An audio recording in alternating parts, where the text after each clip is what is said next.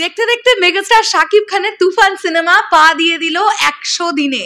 100তম দিন, 100 days celebration of Toofan. Hello আমার শাকিবিয়ান ভাইরা বোনেরা, চলে এলাম আজকের প্রথম ভিডিও নিয়ে। প্রথমেই বলি সকলকে ভেরি গুড মর্নিং, আশা করছি তোমরা সবাই খুব ভালো আছো। প্রথমেই তোমরা যারা ভিডিওটা দেখতে শুরু করেছো একটা বিষয় একটু কমেন্ট বক্সে জানাবে যে তুফান কারা কারা দেখেছো এবং তুফান দেখবার পরে তোমাদের কেমন লেগেছে সিনেমাটা। এটা সবার আগে তোমাদের কাছ থেকে জানতে চাই কমেন্ট বক্সে। যারা ভিডিওটা দেখছো প্লিজ কমেন্ট করে যেও যে তোমাদের তুফান সিনেমাটা কেমন লেগেছে।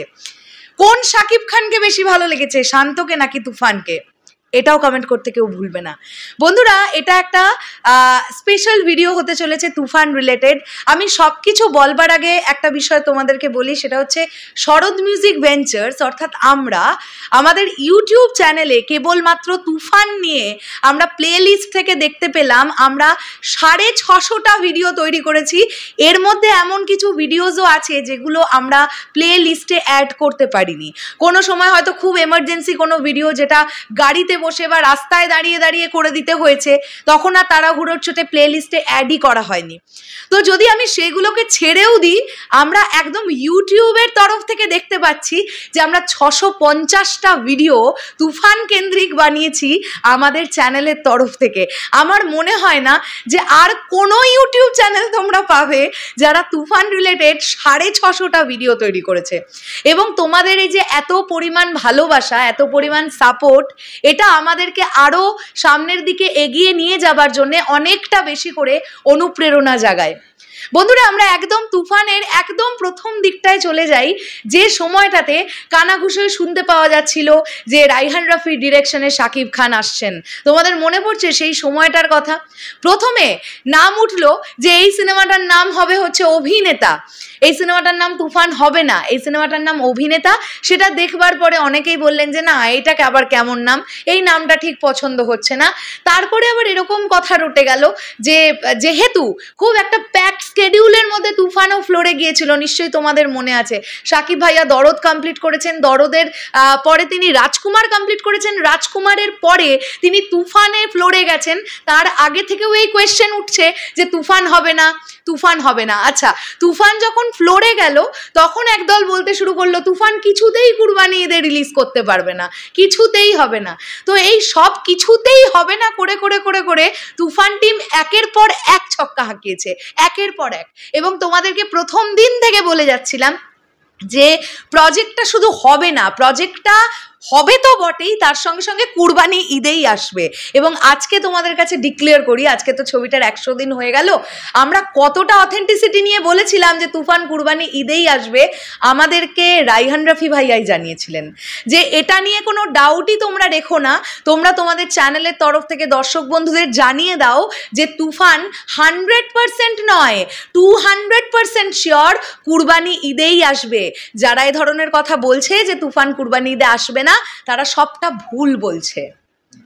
বন্ধুরা, যখন মেগাস্টারের লুকটা তৈরি হচ্ছিল, কেননা তোমরা খুব ভালোভাবেই জানো যে তুফানের চরিত্রটাকে আমরা যে বেশে দেখতে পেয়েছি, তাতে করে মেগাস্টারের বড় বড় চুল, তার একটা বিয়ার্ড দাড়ি আমরা দেখতে পেয়েছি। তো রাজকুমার শেষে তিনি যে লুকটাতে ছিলেন, তারপরে সেই লুকটা, তুফানের লুকটা তৈরি করতে তো তাকে কিছুটা টাইম দিতে হবে।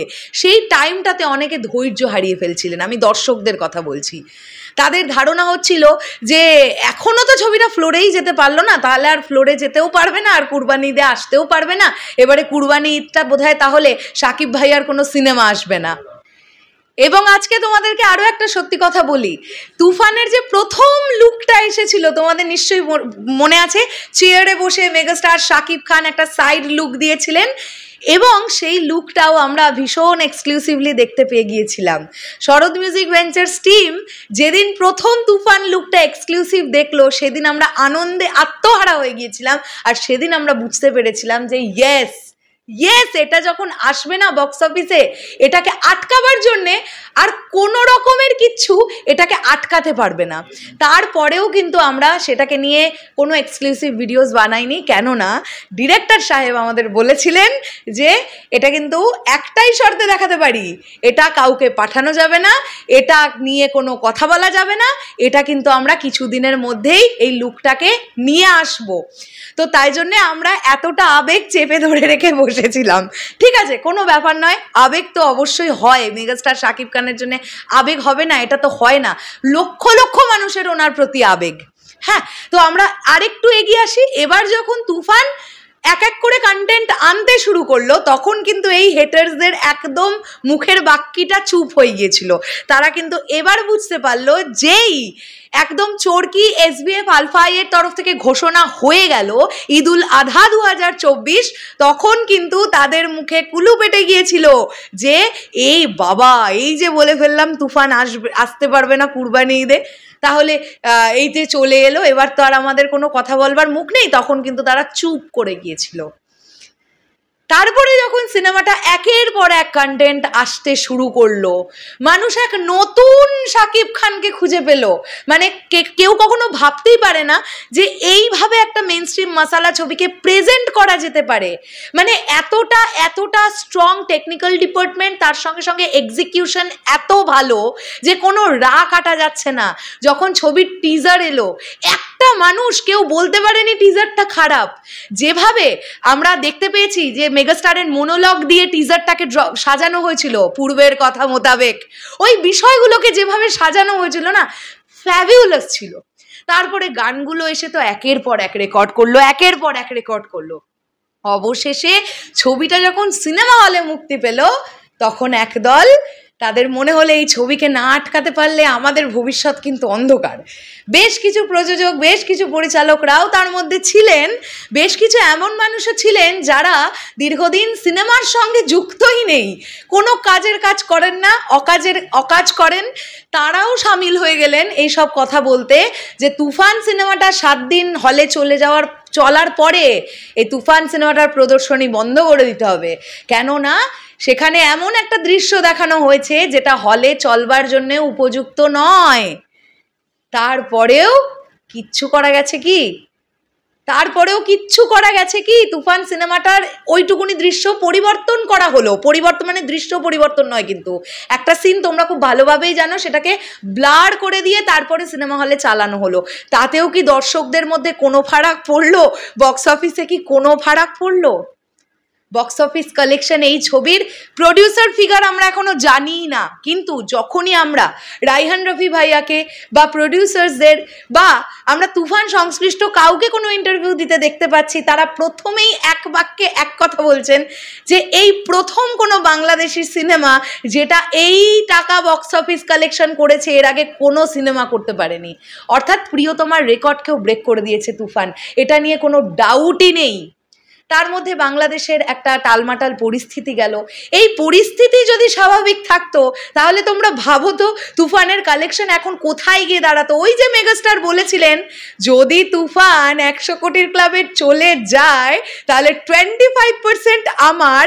এটা মেগাস্টার শাকিব খান চিন্তা করেছিলেন যে এই ছবিটার মধ্যে পোটেনশিয়াল আছে যেটা 100 কোটির ক্লাবে ঢুকতে পারে, কিন্তু তার মাঝে পরিস্থিতি একটু টালমাটাল গেল। বক্স অফিস কালেকশন 100 কোটি না হতে পারলেও অনেক দূর এগিয়েছে, যা আমাদের স্বপ্নের বাইরে ছিল।